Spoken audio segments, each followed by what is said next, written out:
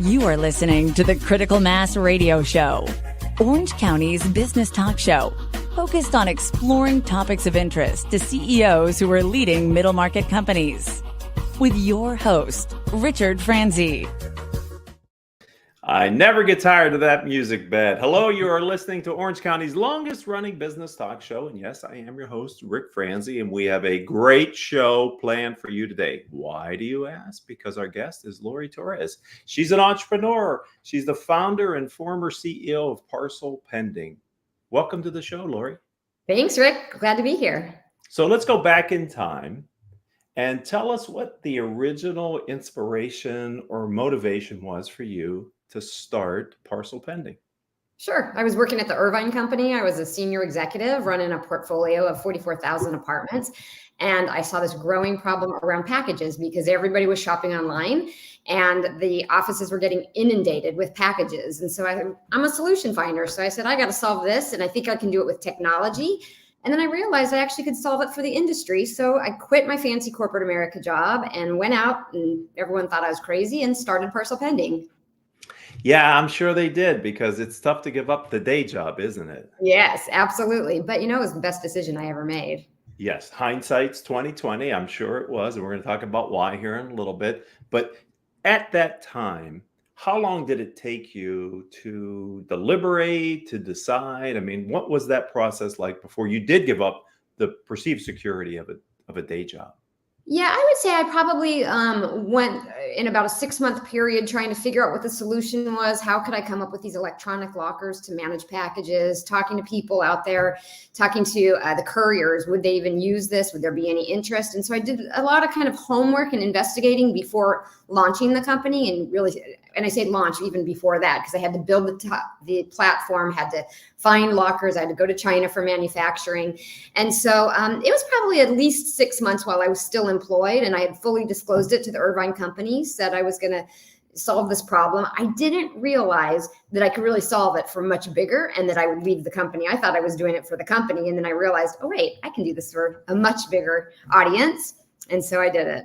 So did that spark of inspiration come organically, or was it through osmosis? That maybe people in your life? How did you get It's that? crazy because it makes no sense. I was at corporate America for 30 plus years. I grew up in corporate America. It was, stable job. I was the breadwinner of my family. And so there was no reason for me to quit and start this company. And everyone really around me thought I was nuts. I used to jokingly say that the word crazy was stamped on people's foreheads when I told them that I was leaving my job and starting this company. But I just knew in my bones I had something, and I did. That's amazing. So let's take the next step. So now you're on your own. You've started the company. How long did it take for you to really feel like your vision was scaling and you could really kind of depend on this, and this was going to be a business that would reward you? Really, it took a year to really come to market. So by the time I wrote the business plan, I developed the software with a team here in Irvine and, really got things going and started first sales. That took a year. And then it took another year for things to really take off. I will say we had exponential growth each year. We had 70% year over year for 4.5 years, really straight until we were acquired. But it was a long journey and a painful one. It's tough starting a company. And, you go from having all these resources at a big corporate Irvine company, for goodness sake. And then you have a team of one, me. And so it was pretty challenging. And I remember thinking, gosh, if I don't get out of bed today, nothing will happen. This company won't move forward and it will never have success. But I got out of bed because I loved it and I knew it was the right thing. But I worked a lot of hours and there was some price that we all paid for that. Yeah, that's all too common, Lori, that early stage entrepreneurs that have been successful in the corporate world, probably, I know it's the case for me too, when I started this business, is you never worked so hard for so little money, so many hours or no money, right? Or actually paying for the privilege of having your own job, because even though you were growing, it takes a while to get to a burn rate that's break even, and it takes even longer for you to be able to take money out of the enterprise as the founder. That's right. So it's a different world. Not everyone is cut out for it, and that's why I love to have successful entrepreneurs who gave up something really meaningful in their corporate career to bet on what I say is bet on yourself, because that's what you did, isn't it? Yeah. I don't think I looked at it that way at the time that I was betting on myself. I just knew I had something, and I'd only had one other idea years prior that I didn't go after. And I thought, I'm not going to let this pass. I just know in my bones there's something here. So, hey, hooray for you, because that, again, people have 2 and 3 times like that and they still don't pull the trigger. So here we are with a successful entrepreneur, and we're talking about that. But for people that may not know, tell us what Parcel Pending is, what you built, who you help, what problems you solve, etc. Sure. So we were solving the package management problem with people living in apartments. And at the time, I was running 44,000 units at Irvine Company, and our residents were just shopping online. And now, it's grown exponentially. But at the time, back in 2012 and 13, when I was building this, it was already a big problem. There were just so many packages coming in. So to solve it, I wanted some type of self-serve. So I came up with a solution of electronic lockers. And so what Parcel Pending is, and is still today, is an electronic locker company where there's a touchscreen and a keypad, and the courier, FedEx, UPS, Amazon, can walk straight up to the locker, put in a code, a door pops open, and you put the package in. It then sends a notification to the recipient, the renter at the apartment community, and they get a notice that you have a parcel pending. Come pick it up with this code. So then they walk up to the locker, put in the code, self-service, get their package, and off they go. And they can do that 24/7, which they couldn't do before. They would only get their packages, during business hours, and packages were getting stolen. And it really was a terrible problem. That was just a growing problem. As we know, especially after COVID hit, everyone was shopping online. But even before that, they were shopping online. And every holiday season, there'd be this big conversation around porch pirates, and almost every person can relate because almost every person has had a package stolen. So it was a business that was very easy to understand, that electronic locker, package goes into it, it's secure and safe until you come to pick it up with a code. And we grew the company. We stayed in the apartment industry for the 4.5, 5 years that I had the company until sold it. But we also got into retail, and we sold to Lowe's home improvement store. And Lowe's put 1,700 locker systems in each of their stores. They had 1,750, I think it was. And they put our lockers in for buy online, pick up in store. So if you go to Lowe's today, you'll see our lockers. And but also we're in universities, and then we're in a lot of random places. We would be in a hospital, a library, wherever there was a need for a package to get managed and not managed by a human, where you could get access to it. So it sounds like it was a technology company, or is a technology company. Absolutely. It was a technology play, which is funny because I had no technology background other than I was responsible at Irvine for any technology initiatives for the apartment division. I would be, the sponsor of it. But other than that, I really didn't have technology background. But it's funny what you learn. And it's funny that if you just know intuitively you can solve a problem with technology, you can find the right people that can write the code to do it. Right. But maybe as big of a challenge, or maybe bigger, you tell me, was to get the different organizations, companies that you needed to agree to use your platform, because the carriers had to be willing to. So how was that, the adoption by the people that you were dependent on to make it? It was a huge challenge. And in some places it was easy peasy, and other times it was really challenging. And so we built relationships with UPS. I probably have been to UPS headquarters in Atlanta a half a dozen times, and we went to FedEx headquarters, and talking with folks at Amazon. And so and Amazon was a challenge because they had different drivers all the time, so there wasn't consistency. So it was definitely a challenge. It was not a walk in the park, but a lot of the carriers really found that it was much easier. I can come to one stop, dump all these packages, 50, 100 packages, and off I go. And I didn't have to go up and down the stairs or up and down elevators into building after building. So it made life easier for the couriers. And that's when I knew I had something, when I spoke with couriers and they would say, oh my God, this would be amazing. But we didn't end up, we'd really never had any written type agreement with the carriers, but the drivers just used it because they knew it was faster and more efficient. And so it's a technology play, but it's a relationship ecosystem. And hardware. It's a hardware play as well. And then I was getting to that. Yeah, we manufactured in China at first and then moved it over to Vietnam. And so I, would do a trek over to China and by myself, and I'd get there and the manufacturers would say, "What are you doing here? Where aren't there people with you? And women don't come here alone." And I was like, "Oh, I need lockers. We got to solve this." So it was a great learning experience. And, I'd done nothing like that because of my corporate background. So it was really an amazing journey. Did you bootstrap the growth? Were you able to get investment? Tell us about that. Yeah, I bootstrapped in the beginning. I got it far enough along to get the technology at a very minimum viable product. And then I took some friends and family money. And after that, I did a $1.35 million raise with Tech Coast Angels in Orange County. And then I did a strategic round of 15 million later on, about, I don't know, 2 years into the company. So there were 2 raises. And I was really fortunate. The company, the way it was structured was that the client would pay for a deposit up front, and that deposit up front really carried us with cash and helped us buy the lockers and do everything that we needed to do. So the second half was more of the profit that came in when they paid that second half. So it was a great business model, and it had reoccurring revenue. So it was a good model all the way around. So I've heard from other founders that when they do the friends and family round of investment, there's a different kind of pressure because of who you're borrowing them or getting to invest in your company. I don't know, Lori, if that was your case or not, but the obligation to friends and family that their money will be well spent and cared for and used to scale. Did you have that at all? I felt that commitment to all the investors. It wasn't just the friends and family. The minute I took their money, it was like, I have a fiduciary obligation to these people that have made the investment. And part of it gave me more of a challenge too. It drove me to make sure that I was, hitting it out of the park as much as we could. And when we had to, shift and make changes, we were going to do it and be nimble as we could, because I had these investors and they had given their money and, they did quite well. They had a 20X on their exit and they were quite happy. And it was a great outcome for the group of investors. So let's talk about your exit, because we get to go full circle here with Lori on Critical Mass Business Talk Show. Tell me about how the exit came about.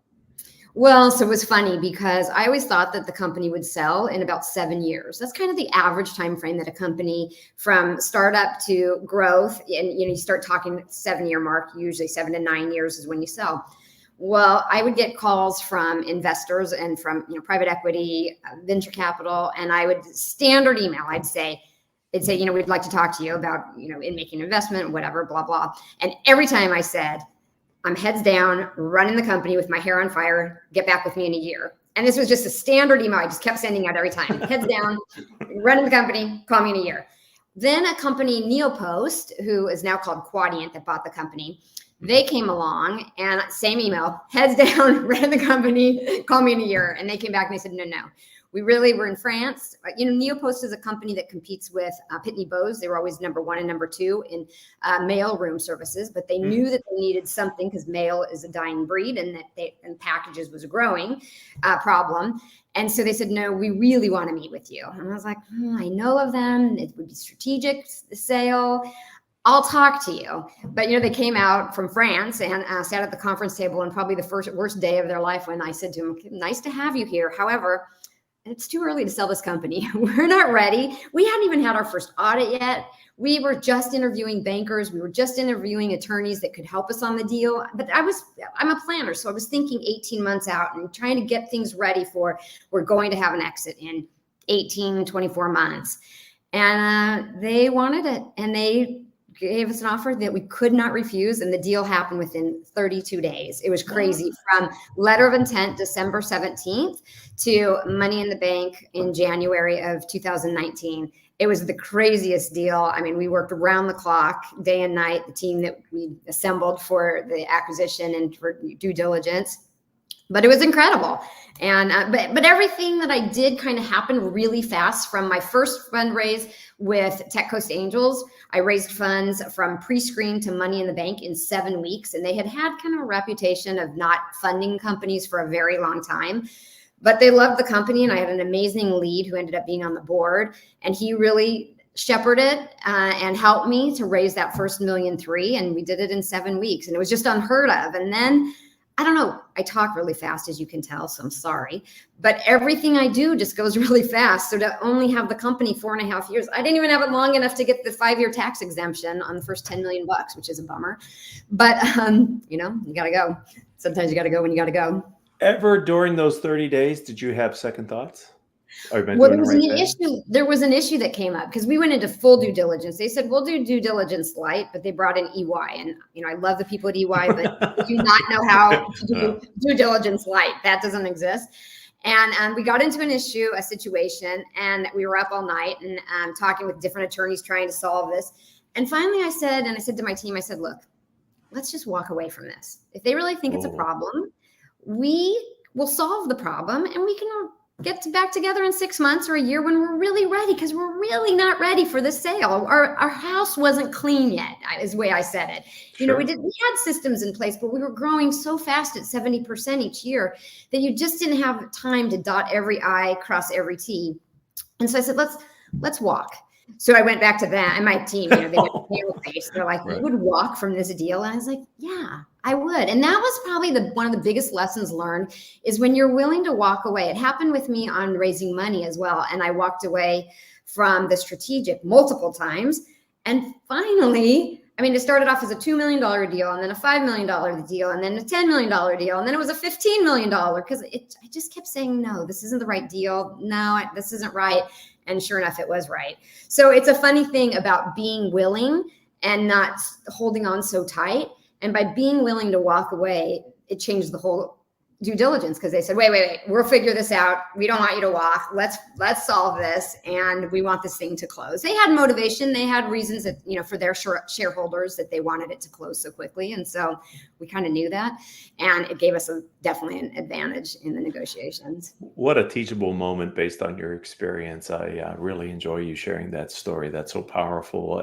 Speaking of powerful stories, or maybe business lessons, do you have a piece of business advice that you could share with the audience here at Critical Mass Business Talk Show? There's a few things for sure that I could share, but the one I think that I always kind of live by is starting a company, you have to be able to execute. And so many people have great ideas, but they don't execute. And to do that, I'm a believer that you need to have a full business plan, a 3 to 5 year forecast, and you should be updating that forecast all the time. Know where you want to go. Know what your numbers are going to be. What are your projections? You may not hit them, but and funny enough, we did hit them on the revenue side. We blew it on the expense side. I thought I'd have 55 people at the end of when I sold the company. We had 250 people. So I blew that one big time, but still have a plan. And so many people say, oh yeah, the plan's in my head. I know where I want to go. It's like, no. Have a serious plan that you can look at every day, every week, and know where it's going. I think that helps. So that's a natural segue, Lori, to ask you what's next for you? What's the future hold? Well, it's a good question. I don't know. I'm a complete workaholic. And so I went from years and years of my whole career being a workaholic and then not working for the last 2 years. So I became a funaholic. And all I've been doing is traveling the world. And I'm going to hit my 7th continent here in December. And but I'm starting now, after 2 years, to think about what's next. And I have a couple ideas that are just kind of brewing in me, and talking to people and trying to figure out, is there, do I want to do this again? I don't know. I'd like to do something with my kids. I'd love to start a business with them now, maybe. Ooh. I don't know. I don't, but I feel like it would be fun, but it's a lot of work. It is intense, but I loved every minute of it, even the painful ones. But the opportunity to do it again with your children, how many children do you have? I have 2 adult boys and 2 grandbabies, which is pretty exciting. That's the best. I know, some new babies. So then it's like, hey, I can't work too much. I gotta go see the grandbabies. You can't, I'm a grandfather, and you can't describe what that's like. You can only experience it. And congratulations that your boys have given you those 2. So anyway, and be able to be in business with them could be a real kick in the pants. I would love it. Yeah, I didn't want it in the beginning, in the last at Parcel Pending. I really, at the time, in their ages, and me never being an entrepreneur before, they asked, could I come work? One of them really wanted to work with me. And I said, no, I want to be your mom. I don't want to be your boss. And so I'm glad that we kept that line. And but now I think we could do it and probably be pretty darn successful. If someone would like to connect with you and sort of get to know you a little bit better, where would you suggest they go online to connect? Yeah, you can find me on LinkedIn, and I'm not great at accepting all of my invites, but if they send me a message, I always look at the messages and will connect with folks on LinkedIn. So Lori Torres. Okay. And that would be nice. And I'm sure people will reach out to you. I told you at the top of the show, ladies and gentlemen, we were going to have a great show because Lori was our guest, and you'd have to admit she did not disappoint. So thank you for sharing your story with us today. Sure. Thanks for having me. And I'd like to thank you. Yeah, you're welcome. I'd like to thank the audience. You've been a part of Orange County's longest running business talk show. If you're an Orange County entrepreneur and you would like to share your story, then reach out to me. I'm Rick, R-I-C, Franzi, F-R-A-N-Z-I on LinkedIn. Coincidentally, that's our website too, rickfranzi.com. Would be happy to talk with you about your story and feature you in a future episode of the program. Haley will work with you to make that happen. We're always looking to expand our catalog. We have about 1,400 interviews in our catalog of Orange County entrepreneurs over the years, and like to add your show to it, as we're going to add Lori's today.